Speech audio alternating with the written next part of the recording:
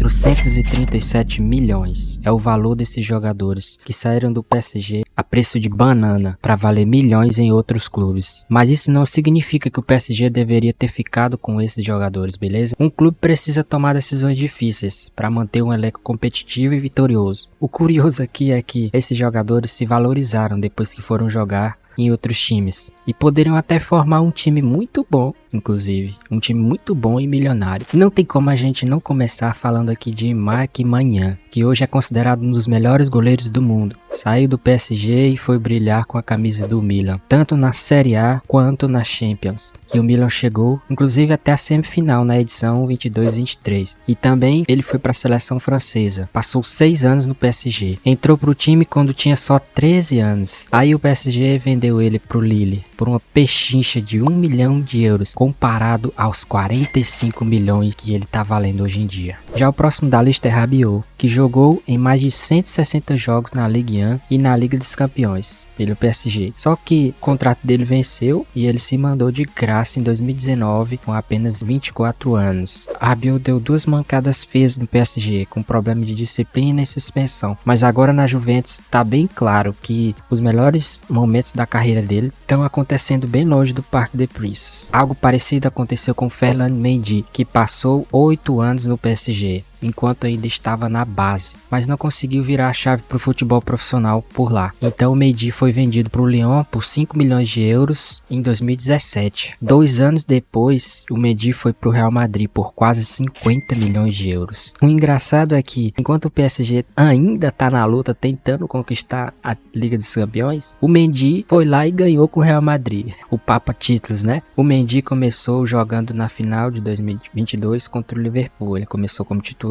e o Real Madrid venceu aquele jogo por 1-0. E o que antes era uma aposta acabou se tornando uma realidade, inclusive com o título de Champions. Outra aposta do Aston Villa é em Moussa Diaby, que até conseguiu alguns jogos pelo time principal do PSG, mas foram pouquíssimos. Ele ficou mais de 1000 minutos na liga pelo clube na temporada 2018-2019. Só que Diaby ficou na reserva, porque o PSG tinha Angel Di Maria, Neymar e Kylian Mbappé. Assim, Diaby não tinha espaço nas 3 posições do ataque. Aí no meio do ano de 2019 ele foi transferido para o Bayer Leverkusen por 15 milhões de euros. E lá ele teve mais espaço. Teve mais espaço no time alemão, onde marcou 32 gols e deu 35 assistências, o que fez Diaby chegar na Premier League para jogar no Aston Villa, valendo mais de 50 milhões de euros. Já o Coman ficou quase uma década na base do PSG, só jogou 3 vezes na Ligue 1, antes de ir de graça em uma transferência para a Juventus em 2014. Depois, em 2015, Coman foi emprestado para o Bayern de Munique e 2 anos depois o Bayern comprou em definitivo por 21 milhões de euros. Agora o Timothy Weah fez sua estreia no PSG na mesma temporada em que o Neymar chegou lá, em 2017. No final das contas,